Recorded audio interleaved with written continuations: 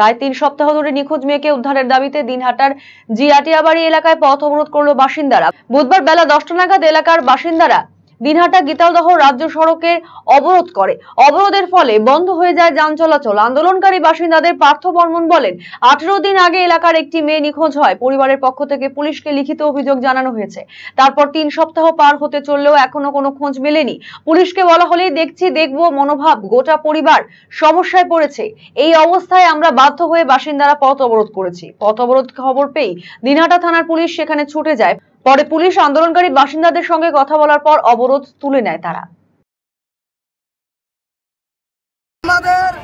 আমরা প্রশাসনকে 48 ঘন্টা টাইম দিব যাতে সব নাগরিকদেরও সুবিধা হয়, কিন্তু 48 ঘন্টার মধ্যে যদি আমরা মেয়ে উদ্ধার না পাই এবং দোষীদের বিরুদ্ধে কেস যদি ঠিকঠাক রেজিস্টার না হয় তাহলে আরো বৃহত্তর আন্দোলন হবে।